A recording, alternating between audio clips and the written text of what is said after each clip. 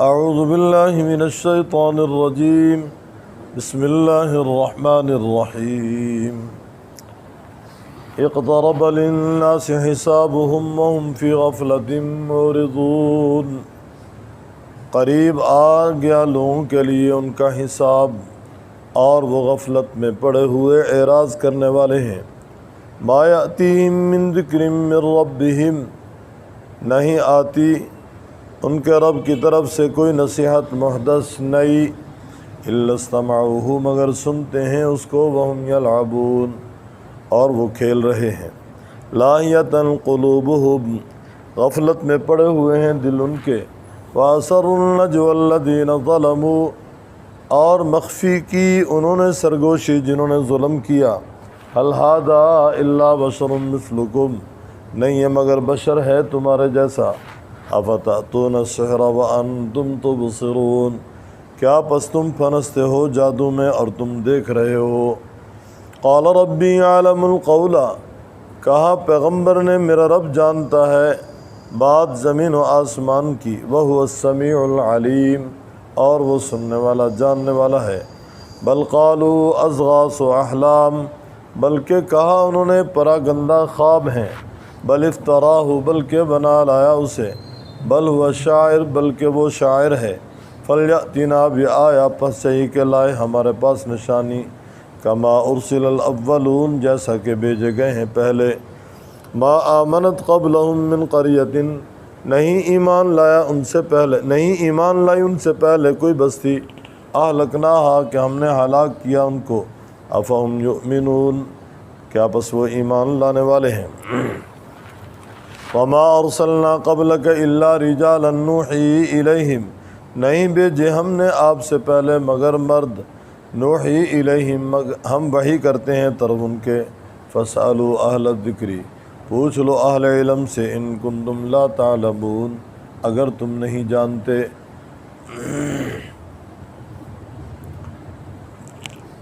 بفضل اللہ تعالی وبعون اللہ تعالی وبحمد اللہ تعالی وبتوفیق اللہ تعالی،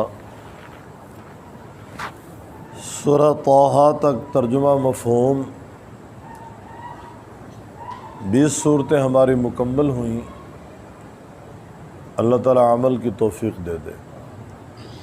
آج جس صورت کا آغاز ہم کر رہے ہیں، ترتیب تلاوت میں اس کا نمبر ہے 21، ترتیب نزول میں اس کا نمبر ہے 73۔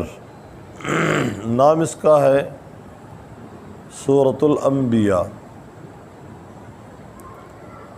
آیات اس کی 112 ہیں، رکوع اس کے 7 ہیں۔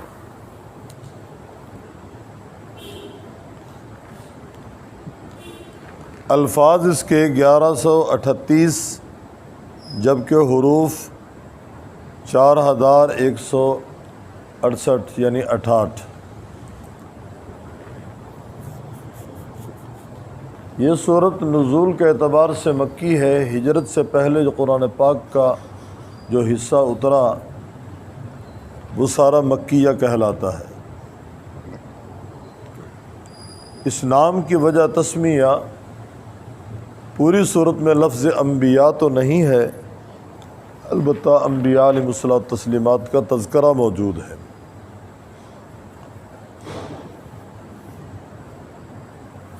اس لیے صورت کو سورۃ الانبیاء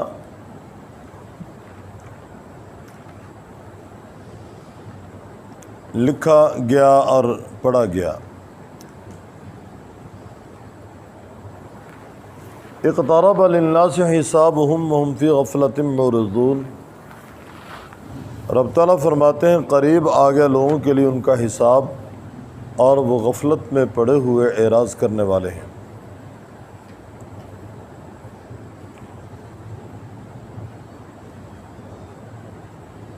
اللہ رب العزت نے ساری کائنات میں مکلف انسان جنات کو پیدا کیا ہے، اور یہ ہماری زندگی بطور امتحان کے ہے،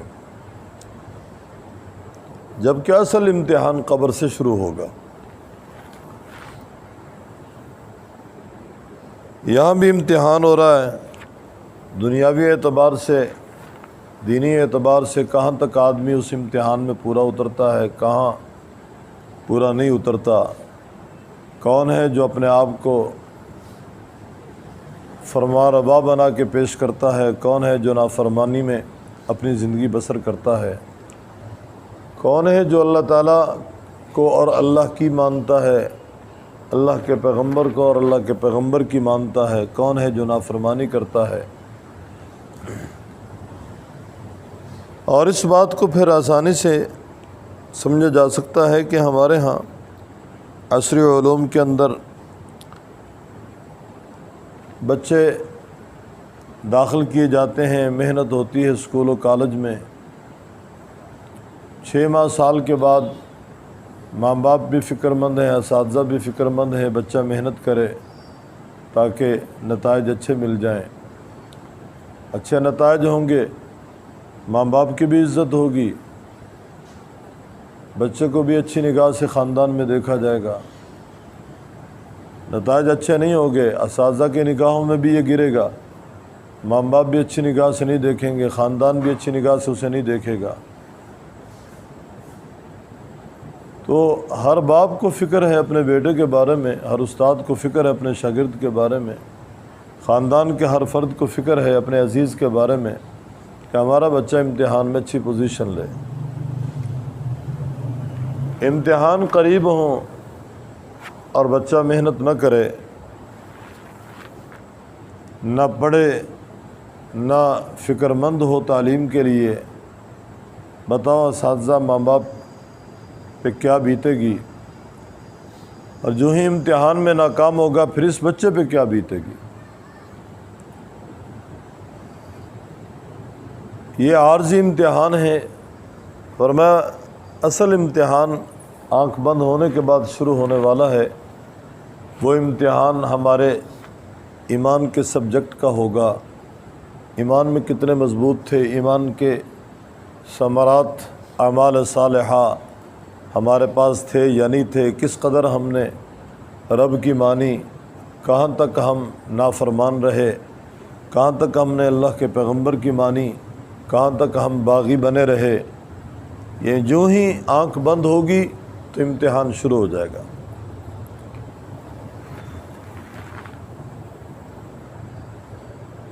دنیاوی مشاغل میں اس قدر مشغول ہیں، آنکھوں سے جنازے دیکھنے کے باوجود موت کو بھول چکے ہیں۔ حالانکہ یہ بات یقینی ہے، محدود وقت کے لیے ایک آدمی اس زمین کی پشت پہ چل رہا ہے اور ایک محدود وقت تک اس نے یہاں رہنا ہے، اس کے بعد قدرتی طور پہ قوا کمزور ہو جاتے ہیں، اعصاب جواب دے دیتے ہیں، پھر تو بڑھاپا مستقل ایک امتحان ہوتا ہے۔ بوڑھا بھی کہتا ہے کب تک میں گھسٹ کر چلوں گا، گھر والے بھی کہتے ہیں کب ہماری اس سے جان چھوٹے گی۔ حالات اس قدر پیچیدہ ہوتے ہیں کہ دبے لفظوں میں وہ دعا کرواتے ہیں جی اللہ آسانی کا معاملہ فرما دے، اور بوڑھا بڑھاپے کی وجہ سے بھی جب دیکھتا ہے قوا نہیں ہے، سکت نہیں ہے، طاقت نہیں ہے، کھانا رہ چکا، پینا رہ چکا، آنا جانا رہ چکا، اچھی خوشی غمی کی تقریبات میں شرکت نہیں ہے، وہ بھی پھر آرزو رکھتا ہے کہ کب میری رخصتی ہو۔ لیکن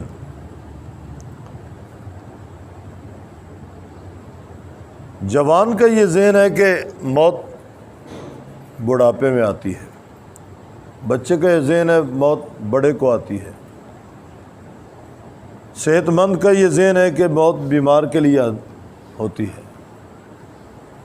اور ایک نارمل زندگی بسر کرنے والے کا یہ ذہن ہے کہ موت تو حادثے میں آتی ہے۔ حالانکہ موت کسی بھی سبب کا انتظار نہیں کرتی، اللہ تعالیٰ کے ہاں طے شدہ ہے۔ بوڑھا بھی جا رہا ہے، جوان بھی جا رہا ہے، تندرست بھی جا رہا ہے، بیمار بھی جا رہا ہے، جوان بھی جا رہا ہے، بچہ بھی جا رہا ہے، مرد بھی جا رہے ہیں، عورتیں بھی جا رہی ہیں، غریب بھی جا رہا ہے، امیر بھی جا رہا ہے، گورا بھی جا رہا ہے، کالا بھی جا رہا ہے، ہو خوش ہے وہ بھی جا رہا ہے، بیمار ہے وہ بھی جا رہا ہے، جانا سب نے ہے۔ ہمارے شیخ رحمہ اللہ فرمایا کرتے تھے ہمارے بچوں کا، جوانوں کا یہ ذہن ہے کہ نہیں بوڑھے ہو کر مریں گے۔ فرمایا کرتے تھے کہ ہم نے جوانوں کو مرتے دیکھا ہے، بچوں کو مرتے دیکھا ہے، بچوں کی جوانوں کی تجہیز اور تکفین کی ہے۔ کئی دفعہ ایسے ہوا، مشہور ہے نا مقولہ، آنے کی ترتیب ہے جانے کی ترتیب نہیں ہے۔ دادا جی آئے، پھر ابا جی آئے، پھر بیٹا جی آئے، پھر پوتا جی آئے۔ جاتے ہو سکتا ہے پہلے پوتا چلا جائے، ہو سکتا ہے پہلے بیٹا چلا جائے، ہو سکتا ہے پہلے پڑپوتا چلا جائے۔ فرمایا موت یقینی ہے، موت آتے ہی حساب شروع ہو جائے گا، اور سب سے پہلے حساب نماز کا ہوگا۔ یقیناً مومن سے تو نماز ہی کا ہوگا۔ ویسے تو سوال من ربک ما دینک من نبیک ایمانیات کے بارے میں ہوں گے، تو رب تعالیٰ فرما رہے قریب آ چکا لوگوں کے لیے ان کے حساب، قریب آ چکا لوگوں کے لیے ان کا حساب، اور وہ غفلت میں پڑے ہوئے معرضون اعراض کرنے والے ہیں۔ کب سنبھلیں گے؟ کب ہوش آئے گی؟ کب آنکھیں کھلیں گی؟ کب کانوں کے پردے کھلیں گے؟ ما یاتیہم من ذکر من ربہم محدث، نہیں آتی ان کے پاس ان کے رب کی طرف سے کوئی نصیحت محدث نئی، مگر اس کو سنتے ہیں۔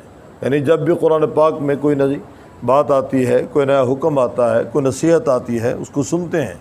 ہم یلعبون، اور وہ کھیلتے ہیں، یعنی سنی انسنی کر دی۔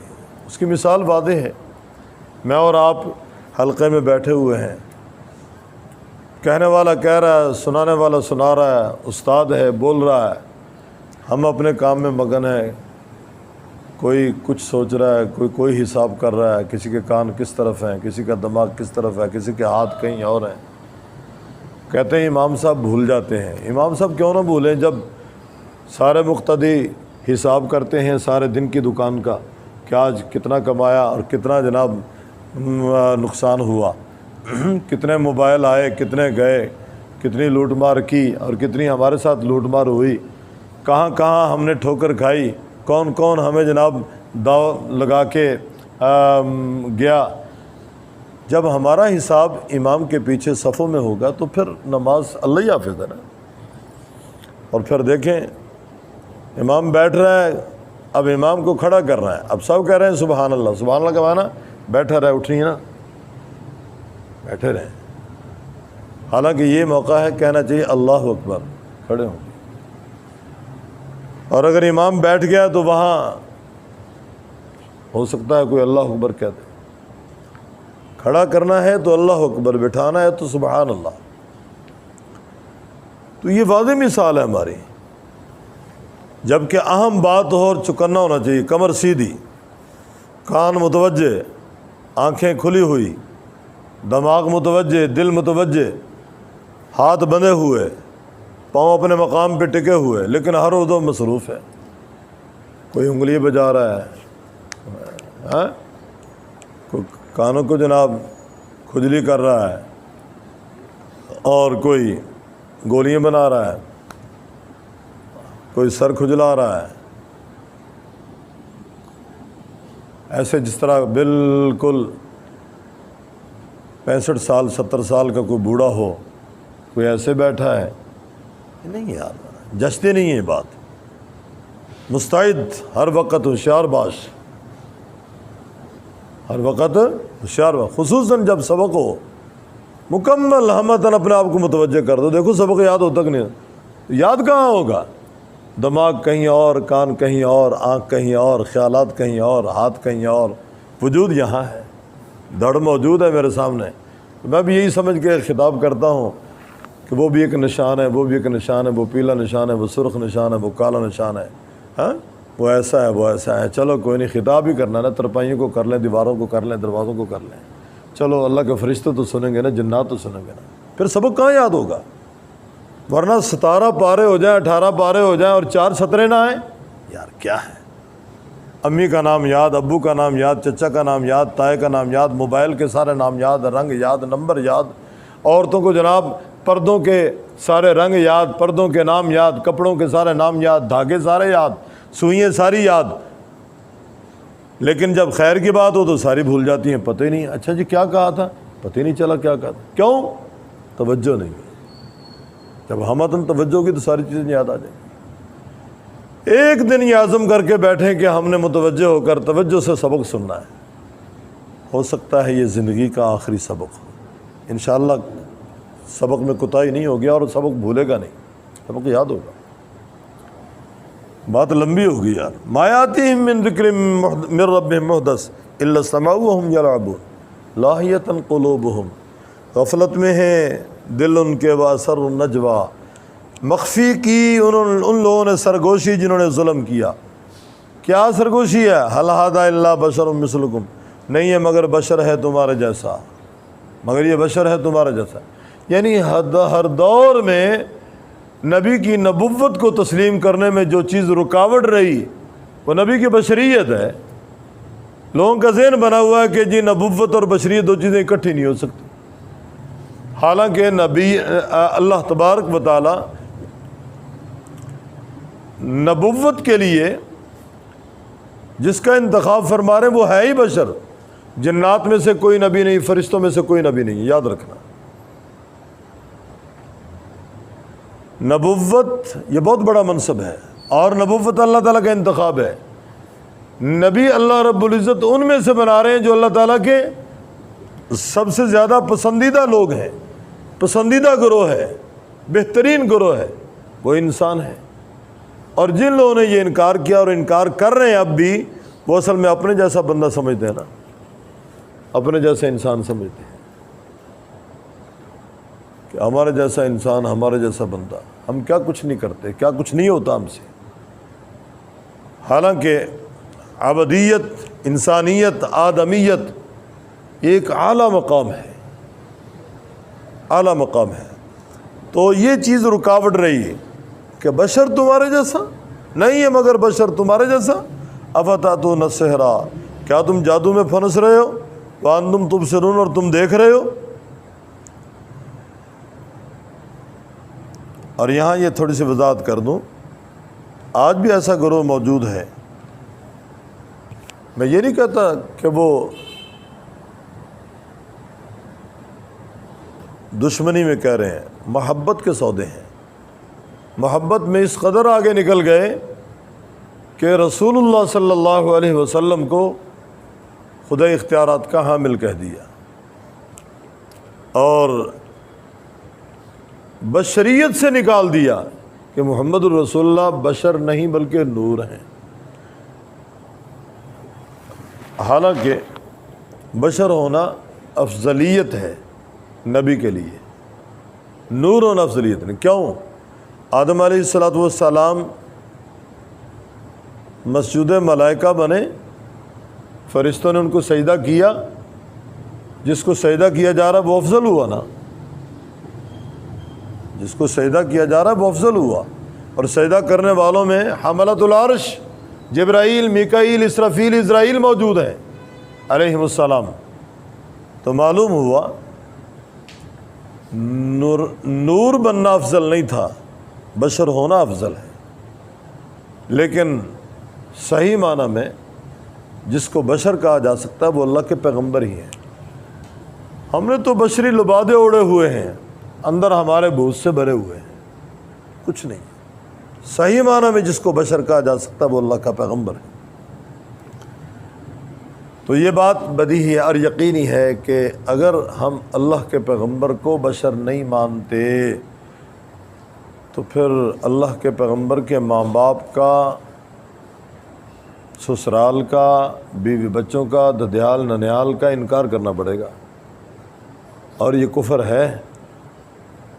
میں آپ سے سوال کرتا ہوں، کبھی سنا ہے جبرائیل علیہ السلام کا خاندان، جبرائیل علیہ السلام کی بیوی یا ان کی اولاد، میکائیل، اسرافیل، اسرائیل، کبھی سنا ہے کسی نے؟ اگر ہوتی تو کائنات میں سب سے زیادہ ان کی ہوتی ہے اولاد۔ امام الانبیاء صلی اللہ علیہ وسلم کے ماں باپ، آپ علیہ السلام کے رشتہ دار، آپ علیہ السلام کا خاندان موجود ہے، آپ صلی اللہ علیہ وسلم کی بیویاں موجود ہیں، آپ کے سسرال ہیں، پھر آپ کی بنات ہیں، آپ کے داماد ہیں، آپ کے بیٹے ہیں، آپ کا خاندان ہے، نسب ہے، تو یوں کہا جائے گا کہ آپ علیہ الصلوۃ والسلام ذات کے اعتبار سے بشر ہیں، صفات کے اعتبار سے نور ہیں۔ آپ علیہ الصلوۃ والسلام اپنی ذات کے اعتبار سے بشر، آپ کا نسب موجود ہے، صفات کے اعتبار سے آپ نور ہیں۔ آپ کے پاس نور نبوت ہے، لیکن یاد رکھنا فرشتوں کا بھی نور ہے، فرشتوں کا نور مخلوق ہے، اللہ کا نور وہ نور خالق، نور قدیم ہے، فرشتوں کا نور مخلوق، نور حادث ہے۔ اب وہاں بھی نور ہے، وہاں بھی نور ہے، اور پیغمبر کے پاس بھی نور ہے۔ یہ نور نبوت ہے، اور میرے اور آپ کے پاس بھی نور ہے، یہ نور ایمان ہے۔ یہی وہ نور ہے نا جس کا تذکرہ قرآن کر رہا ہے، نورہم یسعی بین ایدیہم و بایمانہم یقولون ربنا اتمم لنا نورنا واغفر لنا انک علی کل شیء قدیر۔ قیامت والے دن مومنین کے آگے آگے روشنی ہوگی، نور ہوگا۔ جب منافقین دیکھیں گے وہ کہیں گے انظرونا نقتبس من نورکم، ہمارا بھی انتظار کرو، ہم بھی اس روشنی سے کچھ روشنی حاصل کر لیں۔ وہ کہیں گے ارجعوا پیچھے چلے جاؤ، وراءکم لوٹ جاؤ پیچھے، فالتمسوا نورا وہاں جا کر نور تلاش کرو۔ وہ سمجھے کہ شاید یہیں کہیں تقسیم ہو رہا ہے، پلٹیں گے فضرب بینہم بسور لہ باب، ایک دیوار حائل کر دی جائے گی، وہ دیوار ایمان والوں کی طرف رحمت کی ہوگی، روشنی ہوگی، اور کفار کی طرف آگ ہی آگ ہوگی۔ باطنہ فیہ الرحمہ وظاہرہ من قبلہ العذاب۔ تو یہ جو مؤمنین کے پاس نور، یہ نور ایمان ہے۔ حل ھذا الا بشر مثلکم، نہیں ہے مگر بشر ہے تمہارا جیسا، کیا تم جادو میں پھنس رہے ہو اور تم دیکھ رہے ہو؟ قال ربی یعلم، کہا اللہ کے پیغمبر نے میرا رب جانتا ہے، القول فی السماء والارض، زمین و آسمان کی بات کو، وہو السمیع العلیم، وہ سننے والا جاننے والا ہے۔ یہاں یعلم فعل ربی کے بعد جو ہے، اور ربی کو مقدم کیا حصر کی وجہ سے کہ میرا رب ہی جانتا ہے، ربی میرا رب ہی جانتا ہے زمین و آسمان کی بات، وہ سننے والا جاننے والا۔ بل قالوا اضغاث احلام، بلکہ انہوں نے کہا پراگندہ خواب ہیں۔ اضغاث زغث کی جمع ہے، احلام حلم کی جمع ہے، علم کے معنی خواب کے ہیں، اضغاث زغث کے معنی ہیں مٹھا، تنکوں کا مٹھا، جھاڑو، کوئی تنکا چھوٹا، کوئی بڑا، کوئی خشک، کوئی تر، کوئی کسی رنگ کا، کوئی کسی رنگ کا۔ معاذ اللہ انہوں نے کہا یہ جو قرآن پیش کر رہا ہے یہ تو ایک پراگندہ خیال کا مجموعہ ہے۔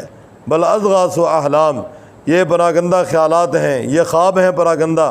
بل افطراہ، بلکہ بنا لایا اسے، بل ہوا شاعر، بلکہ وہ تو شاعر ہے۔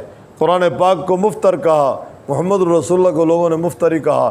قرآن پاک نے چیلنج کر دیا، بھئی قرآن پاک اگر بنائی ہوئی کتاب ہے، تم بھی عرب کے رہنے والے ہو، صاحب لسان ہو، عربی بولتے ہو، لے آؤ تم قرآن پاک اس جیسا لے آؤ۔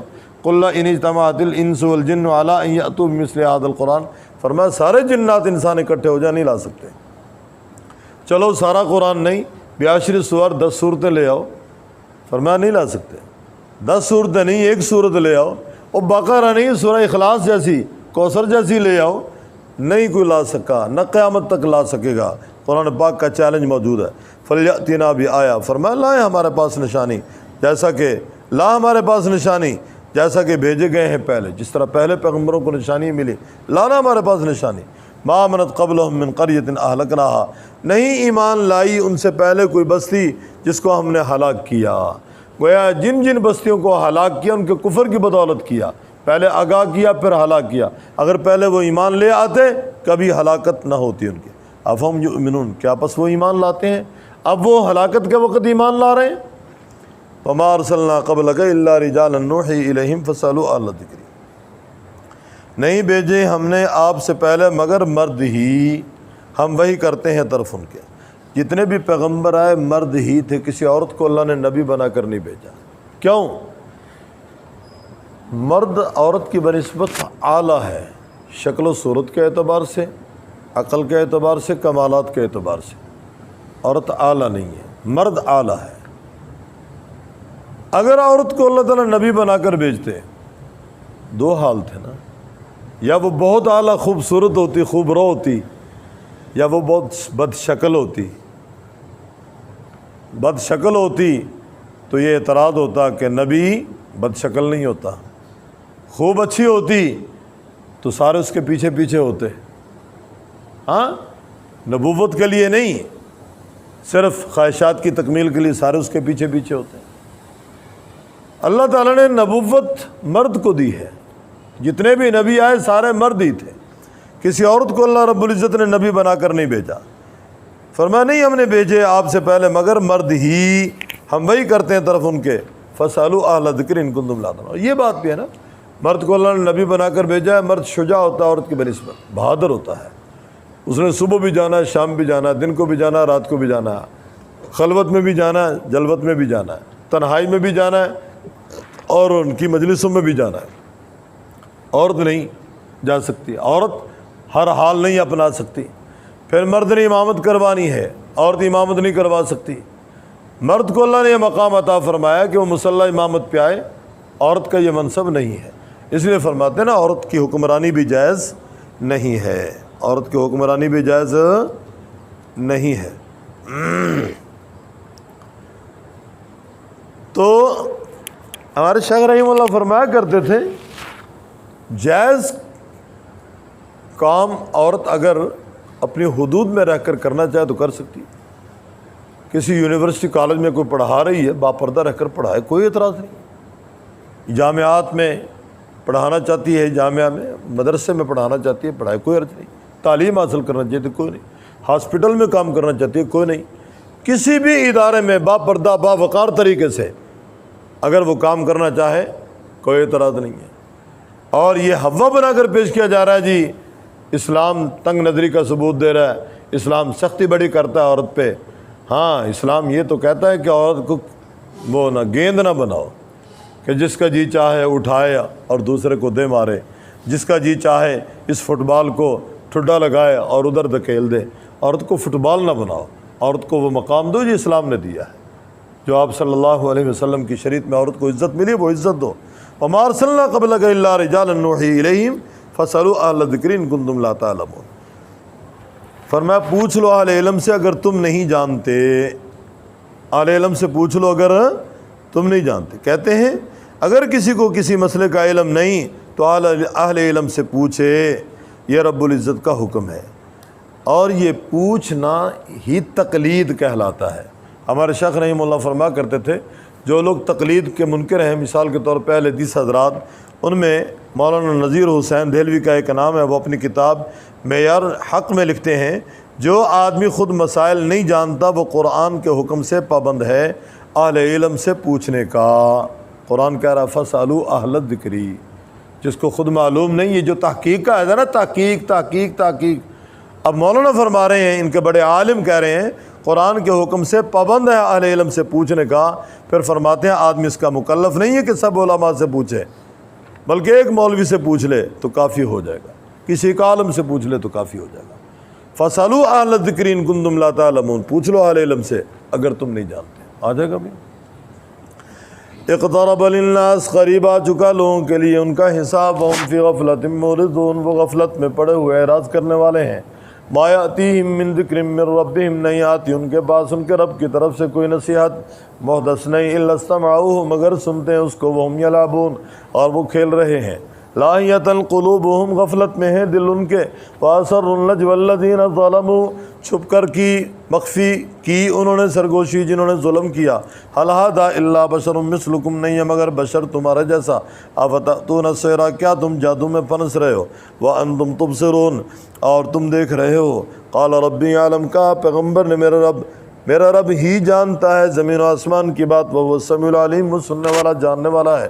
بل قالوا، بلکہ انہوں نے کہا اضغاث احلام، پرا گندہ خواب ہیں، بل افتراہ، بلکہ بنا لایا اسے، بل وہ شاعر، بلکہ وہ شاعر ہیں، فلیأتینا بآیہ، پس ایک لائے ہمارے پاس نشانی، کما ارسل الاولون، جیسا کہ بھیجے گئے پہلے فما ارسل ما آمنت قبلہم نہیں ایمان لائی ان سے پہلے من قریہ کوئی بستی اہلکناہا کہ ہم نے ان کو ہلاک کیا فہم یؤمنون کیا پس وہ ایمان لاتے ہیں وما ارسلنا قبلک الا رجالا نوحی الیہم نہیں بھیجے ہم نے اب سے پہلے مگر مرد ہی ہم وحی کرتے ہیں ان کی طرف فسألوا اہل الذکر پوچھ لو اہل علم سے ان کنتم لا تعلمون اگر تم نہیں جانتے